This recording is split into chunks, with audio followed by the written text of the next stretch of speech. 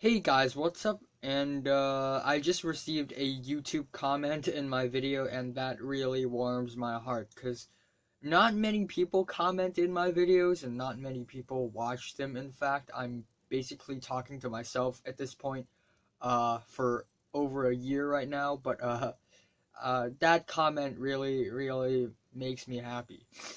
Anyway, today it's going to be a things video. Finally, a things video. And it's been quite a while since I had made a things video.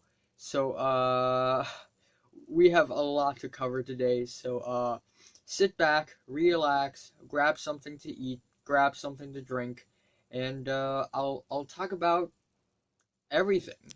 So let's start off with talking about tracks that I think are decent, meh. First off, we have Father John Misty with Please Don't Die. Father John Misty, legendary indie folk singer-songwriter Josh Tillman. He just released his new album 4 days ago. I'm gonna do a review of that like a month later because I have no time. But yeah, this track, I mean, is not bad, but it sounds really similar to his stuffs on Pure Comedy. Very slow, very dreary, very insightful, kind of sad, and it's eh. Next up, we have Idols with Danny Nedelko, a new single from post-punk band from Bristol. We have Danny Nedelko, and it is a very blissful, fun, uplifting, forward-thinking rock song that's really loud and exciting. But I mean, the chords aren't that fascinating. I don't find them that attractive either. The third track to talk about is The Internet with Come Over, which is a slow but also a very, I guess, soft funk soul song. It's really groovy. I'll give them that, but I mean, they could have done a little more. Mac Miller has 3 new tracks: Buttons, Programs, and Small Worlds. All of them are, except for Program. Yeah, Buttons and Small Worlds are 2 very light-hearted, laid-back jazz rap track that's lo-fi, and I actually kind of enjoy Buttons. And Programs is more hard-hitting, a little more grimy, and I really dig it. But yeah, overall, they're eh. We have Gutt, which is a Norwegian boy with this Norwegian rap track, Independent, Independent, and it's really weird. Like Anthony Fantano put this in the best track section, but when I listen to it, I'm kind of weirded out. Like, it's not like weird, but it's kind of awkward. But it's not bad. I forgot to mention this, but 88 Rising with Midsummer Madness. Isn't this a record label, a YouTube channel, or something? What the heck? Midsummer Madness. It's actually performed by a bunch of artists, including Joji, Rich, Brian, another few artists, I guess, and I think they are 88 Rising now. Like, they are a group of artists. But yeah, this track is really slow, kind of predictable, kind of drab. Not that attractive. And where did we left off? Yeah, Sleep with Leagues Beneath, and it sounds like the same type of stuff that Sleep had released on their last album, which is The Sciences. Yes, I remember. And yeah, it's very long-winded, it's very spacey, but it's not like I've never listened to that, alright? And it's 16 minutes long. So I don't know how am I gonna sit through that. But the next track is Suicideyear, Spider Feet, featuring Young Lean, a pretty lo-fi rap that is not that bad. It certainly has, I guess, a charming side to it, but at the same time, it feels like a bulk of the instrumentals are missing. And then we have Tricot with Pottage, a Japanese pop band, but it's not exactly J-pop, the J-pop you expect. You know, it's a very simplistic, I guess, innocent, young, sounding song. It's kind of blissful and sweet as well, but I'm not a huge fan of this track because it's a little, I guess, a little tame. It's a little awkward as well. Weezer had finally made their long-awaited Africa cover, which is a Toto track. If you don't know what the hell am I saying, Toto Africa, covered by Weezer, and I mean it sounds almost exactly like the original song, except for the vocals and the very Weezer-ish guitars. So they could have covered it in a more, I guess, different way, but it's not a bad cover, not at all. We have YG Big Bang featuring 2 Chainz, Big Sean, and Nicki Minaj. YG, his last album, Still Brazy, is a really nice album, but this track feels really boring and mundane. You know, YG is not a bad rapper, and his verses on this thing is actually quite nice, but you have 2 Chainz in here, Big Sean, and Nicki Minaj in here, yet the track feels kind of mundane and bland. So I guess YG should really step up his game. And then we have YYXY, Love Forever, featuring Grimes. They are a new Japanese, you know, J-pop, pop girl group, I guess, and it's a 4-personnel girl group, and it's your average J-pop song. It's very fun. It's very, I guess there's a catchy side to this song, but I mean, it's pretty average as well. So yeah, I'll say that. And then let's talk about the worst tracks of this week. Not this week. This few weeks. Wow, there are so many bad songs. Oh wow. Let's start off with the 1975, the 1975, Give Yourself a Try. I mean, like, when I'm listening to this track, I'm asking myself, are they serious? Are they serious with this track? What in the fuck is this? Like, they're trying to impersonate, like, Joy Division or something like that, while still being edgy and ugly. Like, this is a really disgusting fucking track. And the music video is also very disgusting.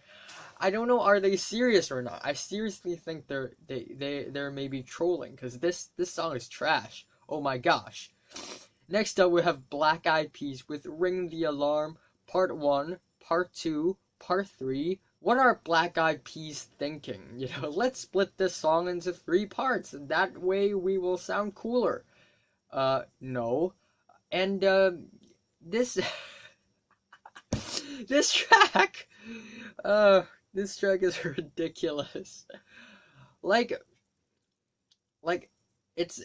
I know it's the Trump era, and it's okay to get a little political. I get it, but on this track, the Black Eyed Peas are like, yeah, let's wake up, sheeples, ring the alarm, ring the alarm. And, you know, like, during the worst years of Bush era, like, the Black Eyed Peas were making songs like My Hump. And now Donald Trump's the president, and you're ring the alarm. Like, why do you need to wait until now to release a political track? And even so, this track is just, I mean, and then we have a Christina Aguilera, Fall in Line, featuring Demi Lovato. That's white. That's white, that's right. And it felt like a banger at first. Like, I'm not even talking about when the song starts. I'm talking about the music video.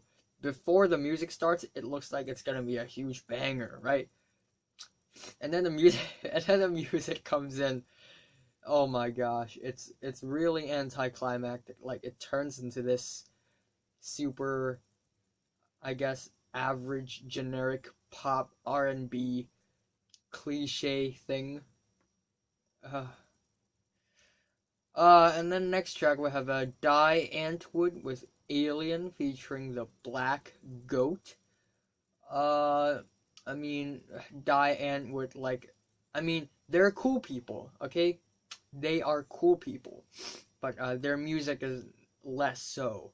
I mean, it's just super cringy and weird, and but weird not in like an experimental sense. Weird as in, I know what you're doing, but you're failing at what you're doing.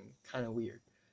And the music video, like the music video has this alien, and it tries to make the alien sexy, but it's just a gross ass alien, okay? Next up, we have Drake with the track I'm upset. I'm upset. Drake is upset. Oh no. And this is an incredibly bland and boring, your average generic track that's really disgusting and very predictable. That's all I'll say. Ah, damn. I don't know if I should put them on this list because I'm actually giving them credit, you know, as a real musician because they aren't really musicians. They are Erica Castell and Jake Paul with Chitty Bang. Yay. Like, do I have to explain at this point, you know, the really trashy auto-tune beats, the really nonsensical lyrics, the cheapest of all beats. I mean, I'm not gonna put this song in the top 10 worst songs of the year because I don't think I should even give them credits as real musicians anymore. They're just freaking YouTube celebrities who makes rap music just for kids. Yeah, yeah, I'm disappointed. Okay, this should be in alphabetical order. I don't know why it's here, but Diplo, French Montana, and Lil Pump were the welcome to the party, and it's supposed to be in the Deadpool 2 soundtrack. Yeah, I mean the beat, it's just super overblown. It's like ear rape, and the moment you hear the beat, you already feel redundant and kind of disappointed. And I kind of get this track though. You know, this track feels like it's intentionally bad, like it's intentionally goofy and ridiculous, and it's really funny. Not gonna lie, you know, the same way Celine Dion did a song for Deadpool, like it's super cheesy, and we have this song which is super dumb, super idiotic, super moronic, and I think that's the point. So I'm not that mad about this song, but this indeed is a bad song. Next up, we have Lily Allen with Lost My Mind, because on this track, Lily Allen lost her mind. So I'm just gonna refer Alfie Allen's sister as Lily Allen. I mean, like right now, Alfie Allen is doing a way better job at his job than Lily Allen does. But yeah, this track, I mean, it's just a super bland, boring carbon copy of another lo-fi indie pop tune. That's that the trend had already died out like 5 years ago. So what are you doing, man? Next up we have Ghost with Dance Macabre. About a week ago or a couple of weeks ago, Ghost had released their new album.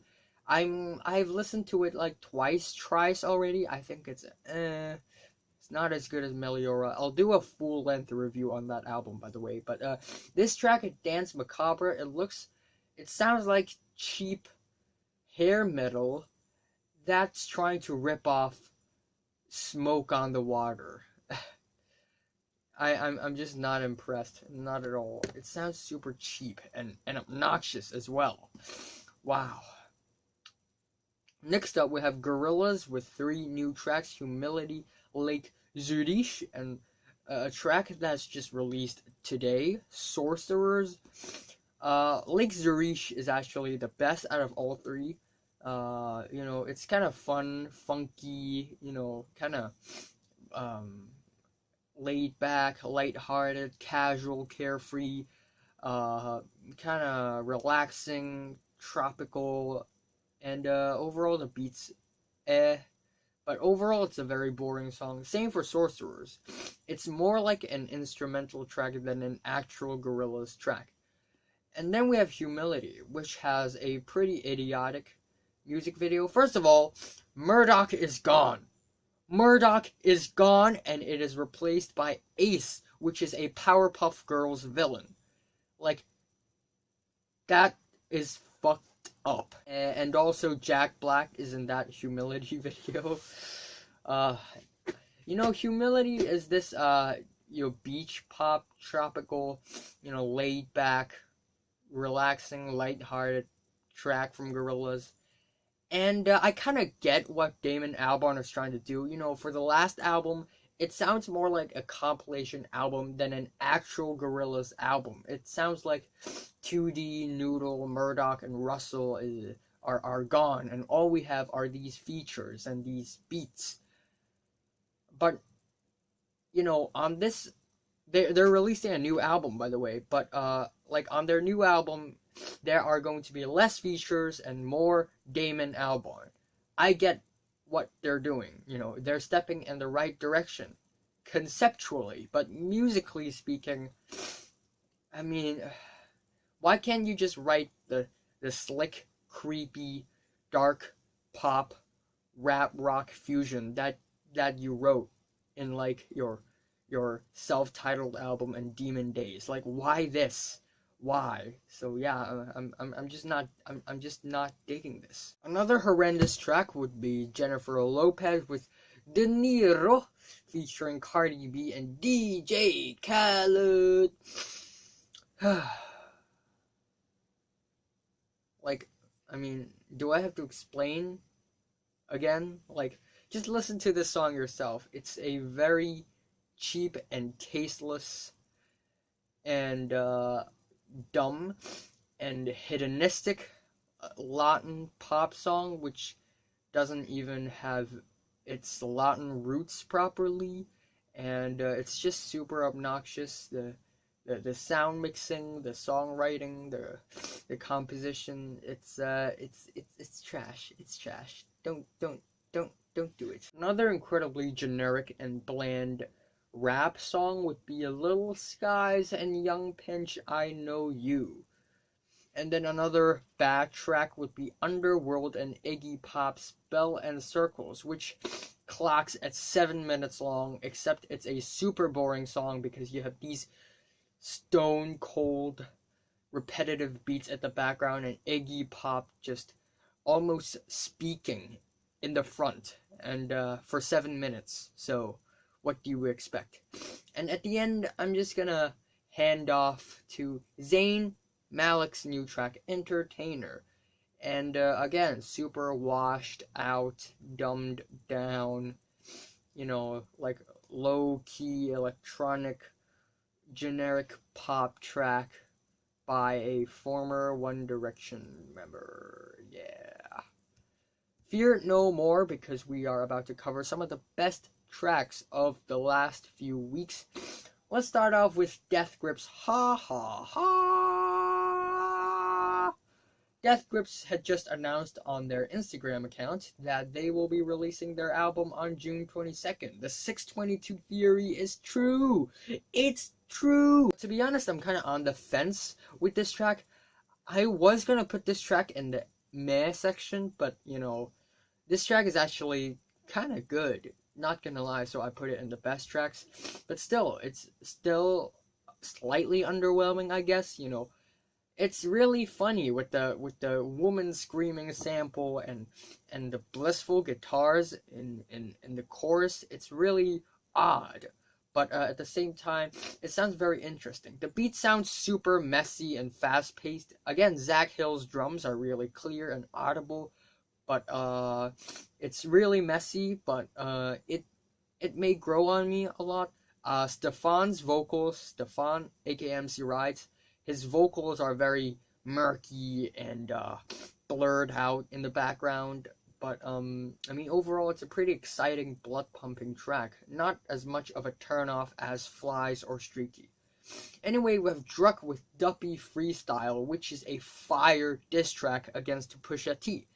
And you know, I'm not on anyone's side on this thing, okay? But I'm saying that this is a good track, not gonna lie. Yeah, it's a very fiery track. The rhymes are not bad, and overall the beat is also really nice, and his flow is really nice as well, not gonna lie. Haru Nemuri with Yume wo... I'm just butchering here. I don't speak Japanese, by the way. Yume wo Miyou. Okay, forgive me, but it's a cutesy, sweet little Japanese rap track. But it's rap, but it's not harsh or aggressive at all. It's pretty cool. It sounds like a tongue twister, and it's really sweet and cutesy. Not gonna lie, I'm liking it. Idols with new track Colossus.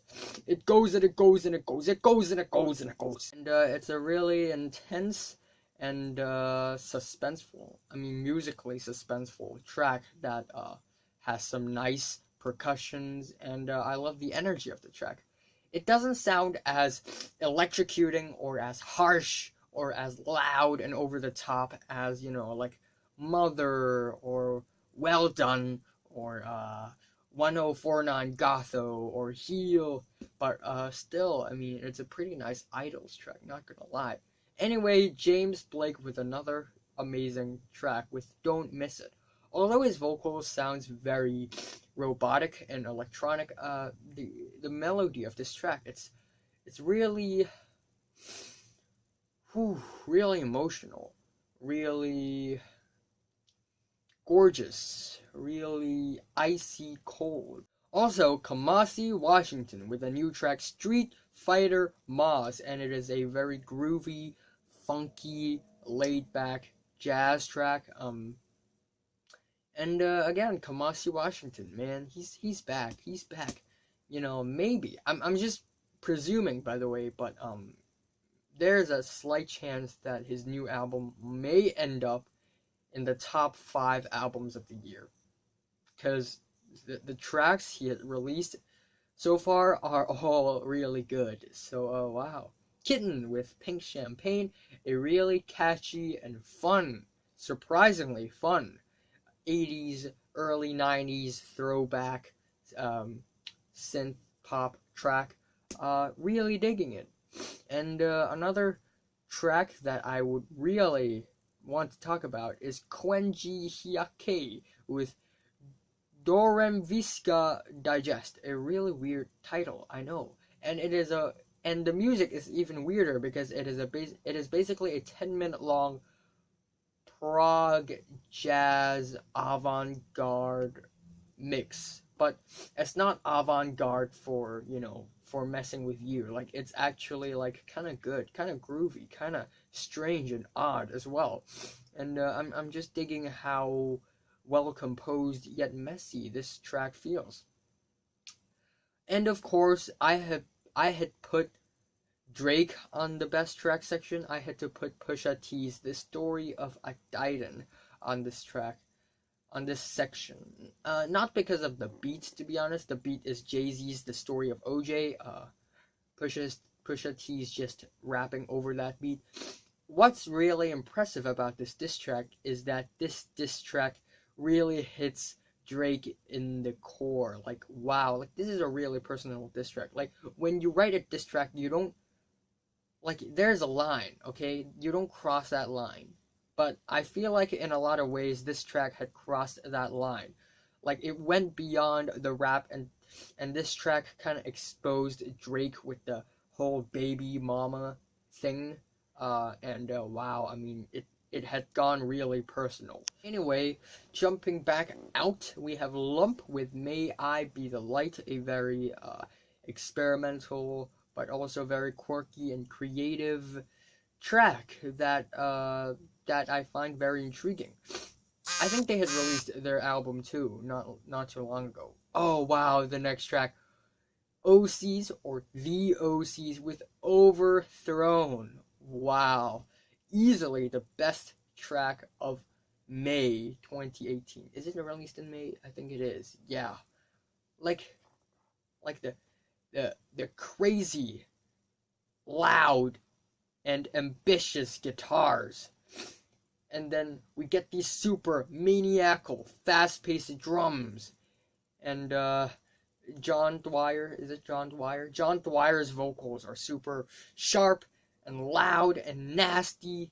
And this track has a lot of passageways. There are soft spots. There are super fast and hard spots as well. Hard spots. It sounds really wrong. But yeah, wow. Like, this track is super loud and nasty. It's not metal. It still sticks to its psych garage punk roots.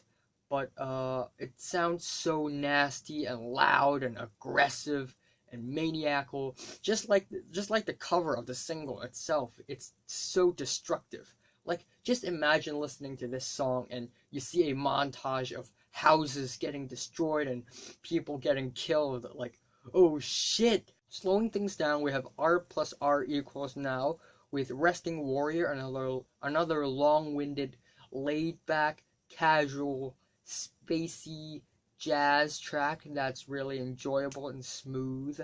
And then we have Rosalía. She's back. Rosalía with Malamente. And on this track, it's more pop than most of the songs on her last album, which is, flamenco, Spanish music.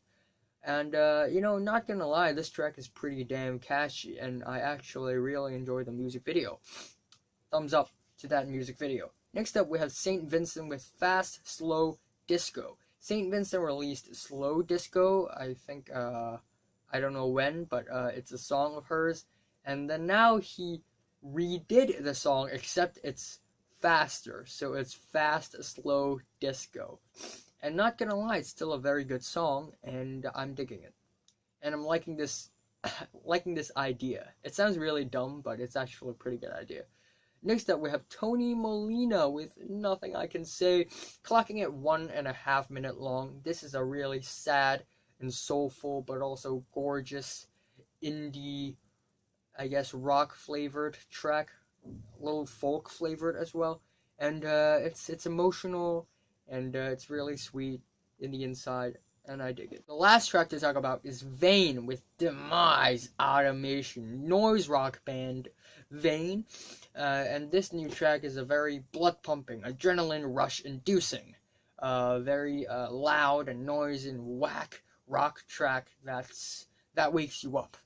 That's how I will describe this track for you. Anyway, we have also a ton of other things to talk about. Let's start off with something that happened like 2 weeks ago, and that is Kendrick Lamar in a concert and a live show. All right, so he's performing in Mad City. All right, and he invited a white girl up to the stage and to perform with him. And of course, the white girl sang along to the lyrics of this track, "Man down, where you're from." And then she said the N-word. And then the crowd started to grunt and boo her and stuff. But Kendrick Lamar was like, hold up. You said the N-word. Nope. Let's start over. And they performed the song the second time, and the white girl completely butchered the song. And Kendrick was like, it's over. Stop it. And yeah. I find it, even though I like Kendrick Lamar as a musical artist, and I think he's one of the best rappers ever, but this incident is a little hypocritical. It's slightly hypocritical. Like, you see, you invited a white person on stage to sing along to a song that contains the N-word. That girl says it, and everyone's mad at her, and now the city became a mad city.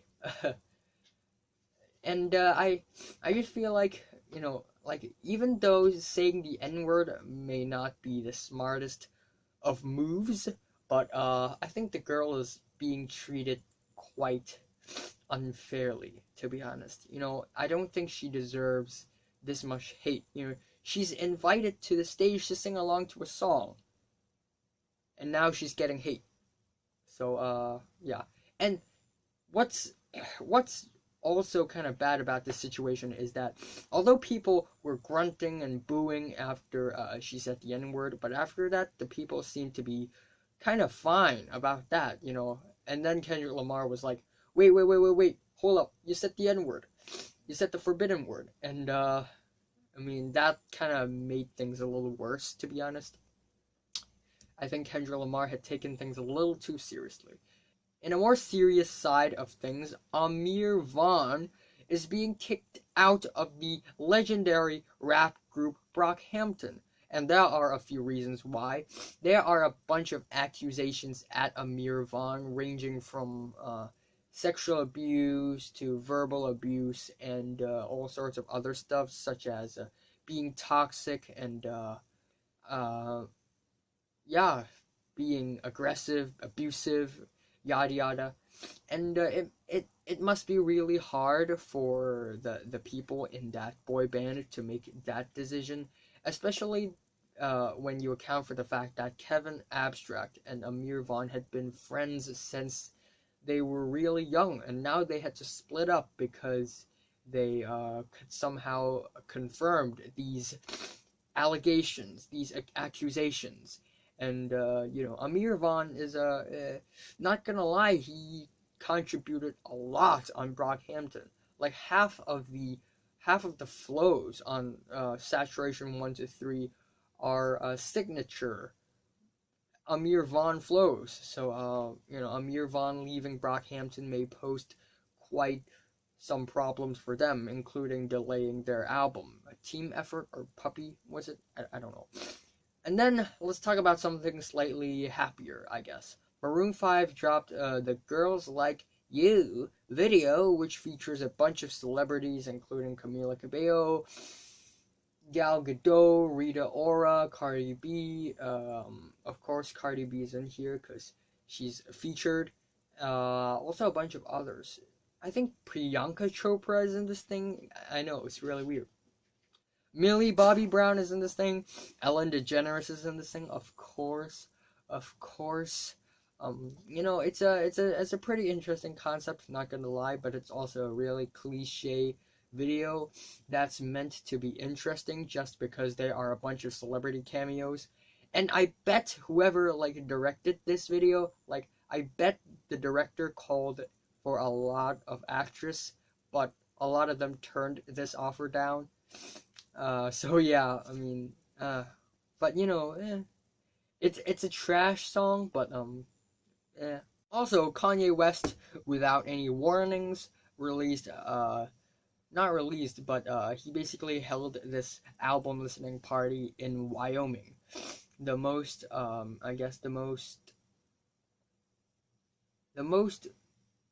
unpopulated state in continental USA. I don't know that much about USA. Tell me if I'm wrong, but yeah, he decided to hold an album listening party in Wyoming, and he invited a lot of people, including Nas and YG is there. No wait, YG's not. Who's there? Chris Rock is there. I'm sure about that. But yeah, this album is 23 minutes long, just like that Daytona album Pusha-T put out.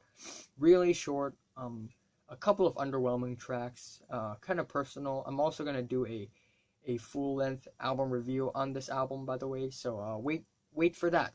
Before that, I'm gonna also have to do a few Death Grips album reviews, because why not? And then let's talk about the TV shows things. Andrew Lincoln is said to leave The Walking Dead after season 9, and you know, it's about time. Just cut off. Stop making Walking Dead. In fact, it would be amazing if Walking Dead would just end after season 8, but now we still have to, you know, get season 9. Like Walking Dead had ran out of ideas after season 6. So what for, you know? And you know, literally people like main characters, main actors and actresses of The Walking Dead are leaving the show because they have something better to do. And the show didn't like the writers, it wasn't the writers' choice to kill off these characters. It's these characters are killed off because they are, you know, because the actor is leaving, such as, you know, Chandler Riggs. Yeah, it's about time to end Walking Dead. Anyway, Better Call Saul season 4 release date is released. Hype, season 3 is an amazing season. Loving it. Yeah, also a bunch of crazy trailers released. First of all, we have Ralph Breaks the Internet. Wreck-It Ralph 2. And, it's like, so basically, Ralph and, I forgot the name of that princess, I suck at names, sorry, but they go to the internet, and you know, we get all of these references of Twitter, Snapchat, Facebook, Google, yada yada, and I mean, it's like the Deadpool of Disney at this point, because there are a bunch of cameos and inside jokes in there. It also somehow reminds me of the Emoji Movie, because it makes so much references to like pop culture and stuff. But there's this scene where that princess not stumbled upon, but somehow got inside like a room, and all these Disney princes were standing together like it was actually Disneyland. And I'm not gonna say it's funny. It's kind of cringy, actually. So I don't know. I don't know about this movie. Maybe it's gonna suck. Maybe not. Who knows? And then we have Mortal Engines. Peter Jackson of Lord of the Rings and The Hobbit is back with Mortal Engines, and the premise looks really cool. Hugo Weaving is in this thing. He's really cool also. But I don't know if this movie's gonna be great. Like, the premise looks amazing, and the CGI, the visual effects, they are amazing. It's a gorgeous looking movie. But I seriously don't know if this movie's gonna be actually good or not. It looks like there is a slight chance of it being a shit movie. You know, yeah. And then we have Bumblebee. Which is about the origins of Bumblebee, the main character, the main Transformer of Transformers. I don't know if it's directed by Michael Bay. I should look it up. But if it is, I hope there are less explosions and fights and chases, because we are so sick of that. But I mean, it's a really interesting trailer, and it looks like that, you know, they are focusing a lot on the character of Bumblebee on this movie, you know, and it looks like that the CGI had improved a lot too. It looks more natural and more matured as well. It's a pretty interesting trailer, not gonna lie, and it looks like that it may be even better than those crappy shit Transformer movies. But I don't know. This movie may also suck, but right now it feels like this is gonna be a great movie. But don't be worried, because now we have a kick-ass trailer, and that is Suspiria. And Suspiria, if you don't know what the hell is this, it's basically a remake of a classic horror movie about a girl trying to learn ballet and then realizing that the teacher is a witch or something like that. But yeah, it's a really scary trailer, not gonna lie, and it's not that pretentious, you know, jump scare kind kind of trailer. You know, it's psychological thriller. Like, you get these ambient sounds in the back, and you get all these symmetrical shots, very blurry, very obscured. You know what's interesting me even more about this movie is that the soundtrack is composed by the legendary musician Thom Yorke of Radiohead, which is my favorite band ever, period. And you know, you get all these eerie, ominous, ambient strings in the background scratching, and it's really tense, not gonna lie. Last year, Johnny Greenwood is nominated for an Oscar. Fingers crossed, I hope that Thom Yorke also get nominated. Because damn, Thom Yorke and Johnny Greenwood are two musical geniuses. But I'm just digging it. I'm getting a Burn the Witch vibe from this also. But you know, that's a stretch. But yeah, I really want to watch this movie when it comes out. So yeah, what are your opinions on these 40 songs or so? What are your opinions on these news concerning, you know, music, TV, and movies? Yay! Continue doing revision for my exams.